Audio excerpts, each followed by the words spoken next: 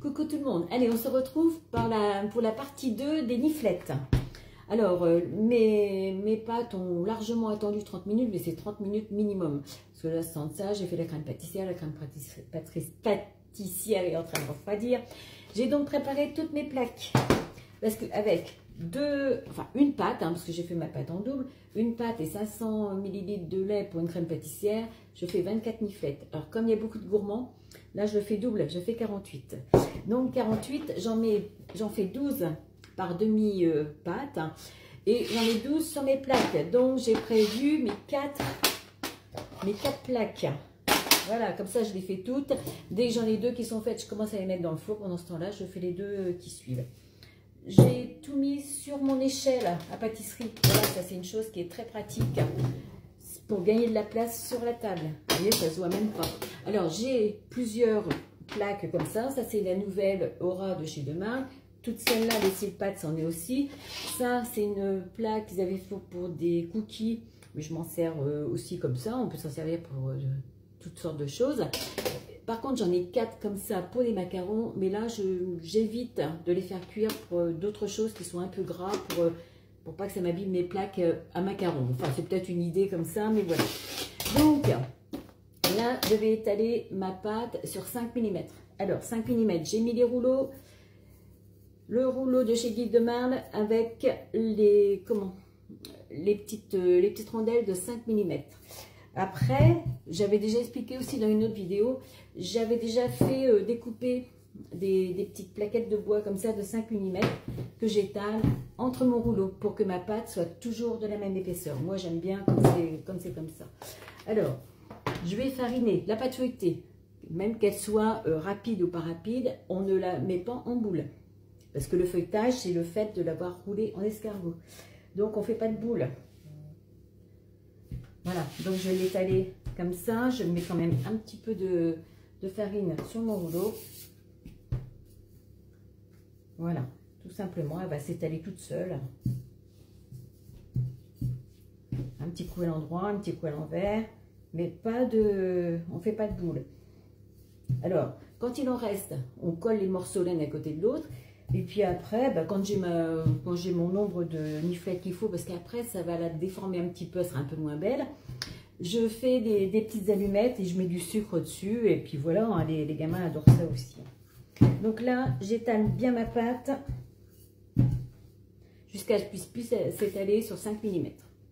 Voilà, ma pâte est étalée. Maintenant, je vais faire des petits ronds de pâte de 7 cm. Alors, on peut faire de 6, 6,5, 7,5. Alors, moi, c'était 7,5 ou alors 6 en emporte-pièce. Donc, je prends un gobelet qui fait 7. Voilà. Et je fais mes petits ronds. Voilà, je les dépose sur ma toile de cuisson.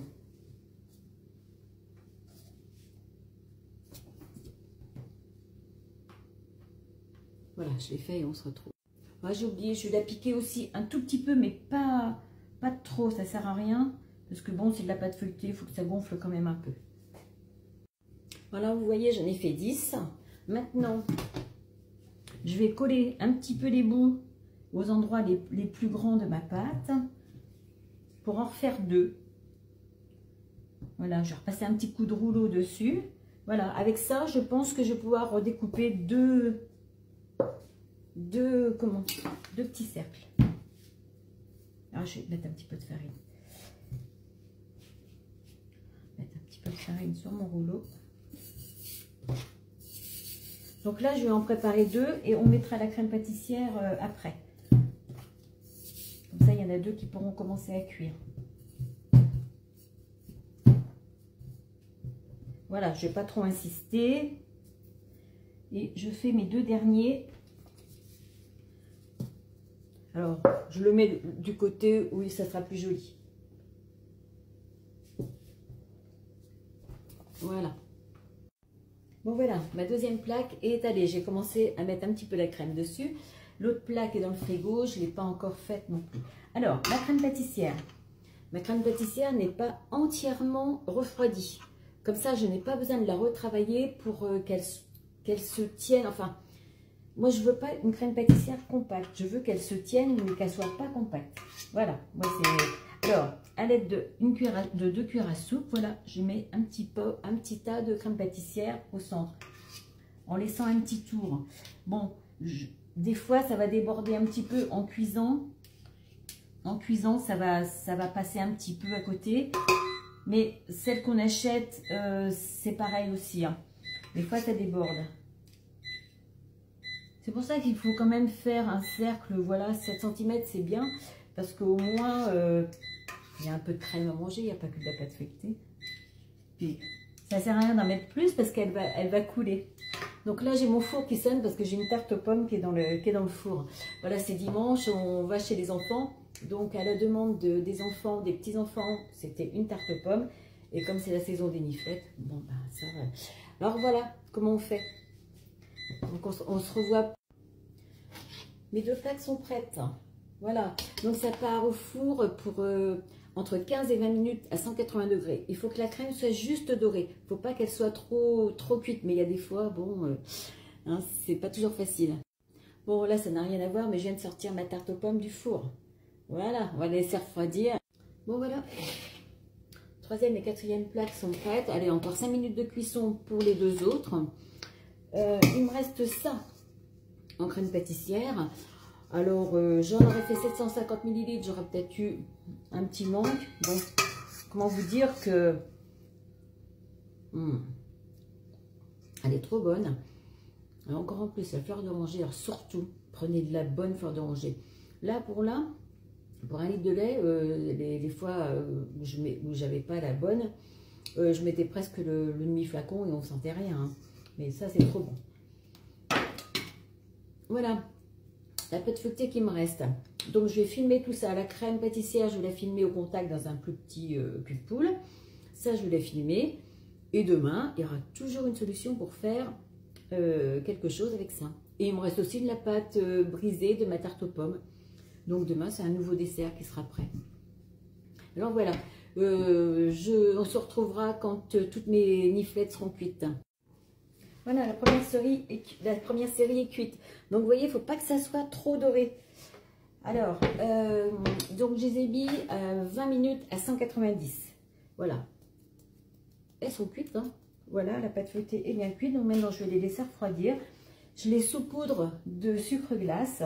Et au moment du goûter, on les réchauffe un petit peu dans le four. Et ce soir, je vous dirai un petit peu plus pour l'histoire de la niflette. Voilà. Je vous avais aussi montré ma tarte aux pommes. Donc voilà, elle est terminée. Donc tout ça, c'est pour le goûter. Regardez comme elles sont belles. Voilà, un petit peu de sucre glace. Et le tour est joué. C'est pas plus compliqué. On va donc finir l'histoire de la niflette. Donc l'histoire de la niflette date du Moyen-Âge. Elle était offerte à tous les enfants à la sortie des cimetières. On leur disait ne flette, et en fait ça voulait dire ne pleure pas, et on offrait une niflette. Donc la fête de la niflette, ça va faire 5 ans qu'elle existe à Provins.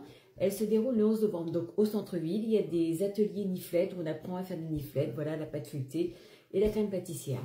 Moi, j'ai donc été en 2019, juste avant le Covid. Mercotte a été 2 fois marraine, ou 3 fois marraine, je crois, de la niflette. Donc, j'avais été une année où j'ai eu son livre, voilà, dédicacé par elle. Voilà, Tata Gâteau, régalez-vous, il lisez bien la recette, signé Mercotte. Voilà, les niflettes sont vendues à Provins aux alentours de 8 € la douzaine. Bien souvent, ils en mettent 13 à la douzaine. Voilà, mais c'est une spécialité. Donc, Provins se trouve à 1h30 de Paris à peu près. Moi, à 30 minutes de Provins. Donc, voilà, nous sommes à 2 heures de Paris. Voilà, j'avais noté un petit peu en gros. Alors, voilà ce qui nous reste des niflettes. Surtout, si vous les faites, passez-les un petit coup au four au moment de les déguster. Et vous pouvez les faire bien sûr avec une pâte feuilletée du commerce, mais une pâte feuilletée pure beurre parce qu'elle va bien monter et elle sera meilleure.